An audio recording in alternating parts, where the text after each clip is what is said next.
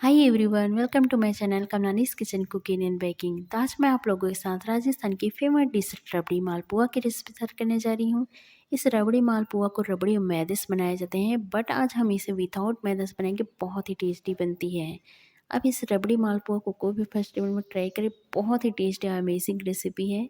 चलिए बहुत ही ईजी और टेस्टी रेसिपी बनाना शुरू करते हैं। मैंने यहाँ रबड़ी बनाने के लिए कढ़ाई में 1.5 लीटर फुल क्रीम दूध ले लिए हैं। जो मेरे यहाँ रेगुलर दूध आते हैं वो हल्के से गाढ़ा रहते हैं, तो मैंने उसी दूध के इस्तेमाल किए हैं। आप इस दूध की जगह पैकेट वाला दूध का भी इस्तेमाल कर सकते हैं। अब इस दूध को हम अच्छे से मीडियम आंच पर गाढ़ा होने तक पकाएंगे। इस दूध को तब तक पकाएंगे जब तक इस दूध का क्वान्टिटी 1/3 रह जाए, तब तक हमें इसे पकाना है। जब दूध की मलाई इस तरह के इस किनारे में लग जाए, उसे भी हम इस तरीके से निकाल के बीच में डाल देंगे, क्योंकि इसका हम रबड़ी बना रहे हैं। तो इस तरीके से मलाई लगते जाएंगे, उसे हम इसे बीच में डालते जाएंगे। इसे खड़ा होने तक पका लेना है। अगर आप जल्दी में रबड़ी बनाने के सोच रहे हो ना, तो दूध को किसी बड़े बर्तन में गर्म कीजिए और इसे हाई फ्लेम पे ना लगातार चम्मच चलाते हुए पकाते रहिए, जिससे ये बहुत ही जल्दी इस तरीके से गाढ़ी रबड़ी बन के तैयार हो जाएगी। अब इस रबड़ी को इसी कढ़ाई में 2 से 3 मिनट के लिए ठंडा होने के लिए छोड़ देंगे। आप चाहे तो पूरी तरीके से इसी कढ़ाई में रबड़ी को ठंडा होने के लिए छोड़ सकते हैं। 2 से 3 मिनट बाद इस रबड़ी में से 1/3 हिस्सा हम ना एक बाउल में ट्रांसफ़र कर लेंगे और 1/4 हिस्सा इसी कढ़ाई में हम गार्निशिंग के लिए छोड़ देंगे। हमने ये जो बाउल में रबड़ी निकाल के रखे हैं ना, ये अभी गर्म है, तो इसे पूरी तरीके से ठंडा होने के लिए छोड़ देते हैं।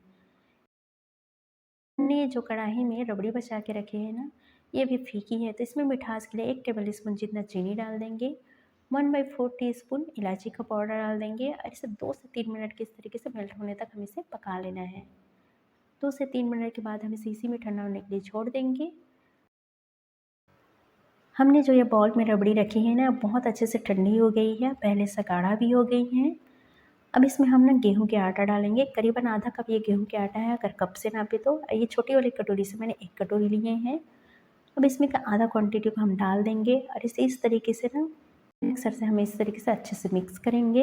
इसे एक ही डायरेक्शन में मिक्स करना है, जिससे मालपुआ बहुत ही अच्छी बनेंगी।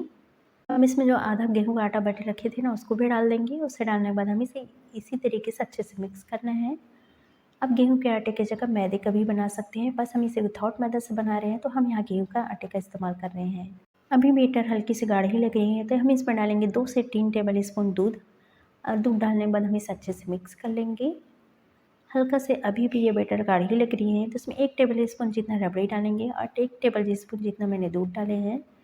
इसे अच्छे से ही मिक्स करना है, जिससे बैटर में कोई लम्स नहीं होना चाहिए। हमने इसे एक ही डायरेक्शन में अच्छे से मिक्स किए हैं। आप देख पा रहे हैं बैटर की कंसिस्टेंसी कैसी है। हम इसी तरीके से बैटर को तैयार करना है। मालपुआ के लिए बैटर तैयार है। अब इसे हम कवर करके ना 10 से 15 मिनट के लिए सेट होने के लिए छोड़ देंगे। तब तक हम इस मालपुआ के लिए शुगर सिरप बना लेते हैं। मैंने यहाँ एक केटल में आधा कप चीनी लिए हैं, आधा कप पानी डाल देंगे। मैंने इसे आधा कप वाले कप से 1 कप मेज़र किए हैं। जिस आप बर्तन से चीनी ले रहे हो ना, उसी से उसी क्वांटिटी में पानी भी लें। अब इसे हम गर्म करने के लिए रख देते हैं गैस पे। अब इसमें फ्लेवर की इलायची डाल रहे हैं। आप चाहे तो इसकी जगह केसर के धागे भी डाल सकते हैं, जिससे कलर और फ्लेवर दोनों बहुत ही अच्छे आएंगे। फिर हम इसे अच्छे से पकने देंगे। अब हम शुगर सिरप को चेक कर लेते हैं। हमें इसके लिए 1 तार या 2 तार का चाशनी नहीं चाहिए। जब हम इस तरीके से दोनों हाथ से इसे इस तरीके से जब टच करें ना, तो हल्का सा इस तरीके से चिपचिपा होना चाहिए। हमें इसी तरीके से इसके लिए चाशनी तैयार कर लेना है। अब हम गैस का फ्लेम बंद कर देंगे और इसे साइड में रख देते हैं। 10 से 15 मिनट हो गए हैं। ये बैटर बहुत अच्छे से सेट हो गए हैं। अब चलिए इससे मालपुआ बनाते हैं। तो मैंने यहाँ एक पैन लिए हैं। अब इसमें डालेंगे तेल। अब इसी तेल में 1 टेबल स्पून जितना देसी घी डाल देंगे, जिससे फ्लेवर और टेस्ट बहुत ही बढ़िया आता है। आप चाहे तो उसे पूरी घी में बना सकते हैं या पूरे तेल में फ्राई कर सकते हैं। मैंने यहाँ तेल में 1 टेबल स्पून जितना ही घी डाले हैं। अब इसे हम हल्के से गर्म होने देंगे। हमें तेल आधा इंच जितना ही रखना है पैन में। अब इस हल्की गर्म तेल में हम इस तरीके से बैटर को डालेंगे। अब जितना बड़ा मालपुआ चाहे उस हिसाब से आप इसमें बैटर डाल सकते हैं। इस बैटर को हमें फैलाने की ज़रूरत नहीं है, ये अपने आप इस तरीके से फैल जाती है। अब जितना पैन में आ जाए ना, उतना हम इसमें बैटर डाल देना है। अब इसके ऊपर ना इस तरीके से स्पून से हल्का हल्का हम तेल डाल देंगे, जिससे ऊपर भी अच्छे से सीख जाएंगे। और जब हम इसे पलटेंगे ना, तो इसका बैटर पैन में नहीं लगेंगे। इस मालपुआ के लिए ना हमें आँच एकदम धीमी रखना है, एकदम लो फ्लेम पे हमें इसे अच्छे से सेकना है। इस तरीके से रबड़ी का किनारे अच्छे से लाइट गोल्डन हो गए हैं, तब इसे पलट देंगे।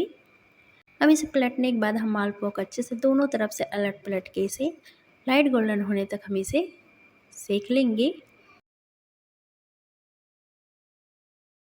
इस मालपुआ में अच्छे से लाइट गोल्डन कलर आ गए हैं। अब हम इस तरीके से ना 2 करछी की मदद से इसके स्ट्रॉ निकलते हुए इस तरीके से निकाल लेंगे। अब इस गरम मालपुआ को ना हल्के गुनगुने चाशनी में हमें डालना है। अगर चाशनी ठंडी हो गई है तो उसे हल्का सा गुनगुना कर लें, उसके बाद इसे हम डालेंगे। अब इस गरम मालपुए के ना हम गुनगुने चाशनी में डालेंगे इस तरीके से, जिससे मालपुआ में बहुत ही अच्छे से शुगर सिरप एब्सॉर्ब हो जाएंगे। और इसे 10 से 15 मिनट के लिए हम इसी तरीके से डुबा के रख देना है। उसके बाद हम इसे निकाल लेंगे। हमें इसी तरीके से ना सारे मालपुआ को बना लेना है और उसे हम इस तरीके से चाशनी में डुबाते जाएंगे। 10 से 15 मिनट के बाद हम इसे एक प्लेट में निकाल लेंगे। अब इसके ऊपर ना गार्निशिंग के लिए हम इस तरीके से रबड़ी को लगा देंगे। आप रबड़ी के ऊपर पिस्ता डाल सकते हैं या अपने पसंद का ड्राई फ्रूट्स भी डाल सकते हैं गार्निशिंग के लिए। मैं इसमें सिर्फ रबड़ी बस डाल रही हूँ। इस रबड़ी मालपुआ के स्वाद के आगे ना हर मालपुआ फीकी है। ये बहुत ही ज़्यादा टेस्टी बनी है और एकदम सॉफ्ट और जूसी बनी है। तो ये वीडियो कैसी लगी मुझे कमेंट में ज़रूर बताएं।